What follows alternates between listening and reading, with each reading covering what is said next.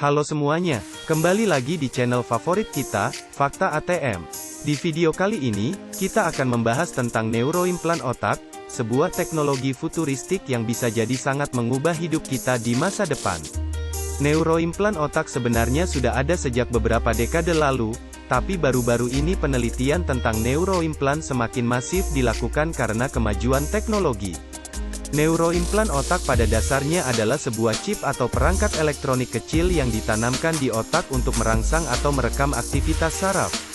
Salah satu penerapan awal neuroimplan adalah untuk membantu pasien lumpuh, epilepsi, atau gangguan neurologis lainnya.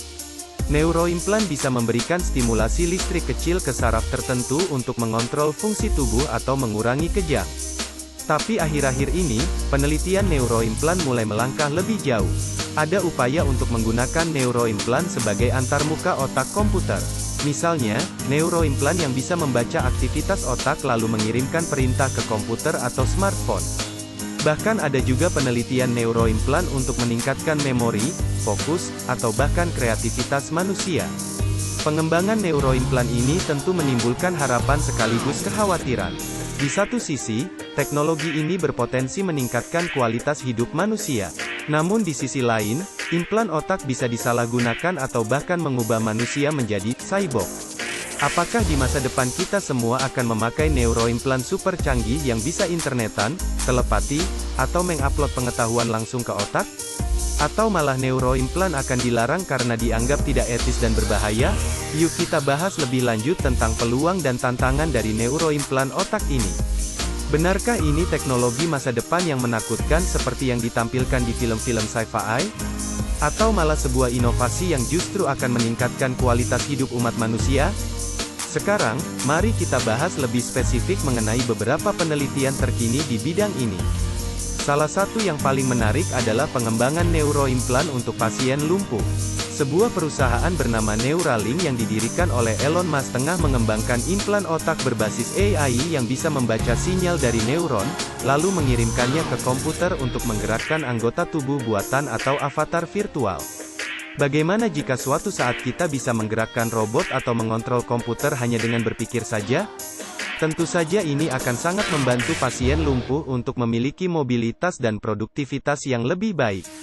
Aplikasi neuroimplan lainnya yang tidak kalah menarik adalah untuk meningkatkan memori dan fokus manusia. Bayangkan jika kita bisa mengupload pengetahuan apa saja ke otak kita, atau fokus belajar selama berjam-jam tanpa rasa lelah.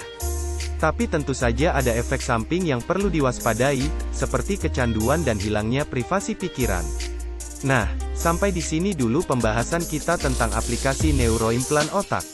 Di video berikutnya, kita akan membahas lebih dalam lagi tantangan etika dan regulasi di sekitar teknologi ini. Apakah neuroimplan akan dibatasi penggunaannya atau malah dimanfaatkan secara luas? Sekarang, mari kita bahas tantangan etika dan regulasi terkait teknologi neuroimplan ke depannya. Salah satu kekhawatiran utama seputar neuroimplan adalah privasi dan keamanan data otak. Informasi yang tersimpan di neuroimplan bisa sangat sensitif dan berbahaya jika jatuh ke tangan yang salah. Bayangkan jika data pikiran, ingatan, atau identitas seseorang bocor ke publik. Itu bisa menjadi skandal besar. Selain itu, penyalahgunaan neuroimplan juga bisa menjadi masalah serius. Misalnya penggunaan untuk meningkatkan kemampuan tempur tentara, atau penanaman ingatan palsu. Jika tidak hati-hati, neuroimplan bisa membuat konflik antar manusia semakin parah. Lalu bagaimana pengaturan yang tepat untuk teknologi seperti ini? Sejauh ini belum ada peraturan khusus yang mengatur neuroimplan. Beberapa pakar mengusulkan perlunya standar etika yang jelas untuk penelitian dan penggunaan teknologi ini. Selain itu, pemerintah juga disarankan untuk membuat regulasi yang melindungi privasi dan keamanan pengguna neuroimplan. Yah, pembahasan kita sudah cukup panjang.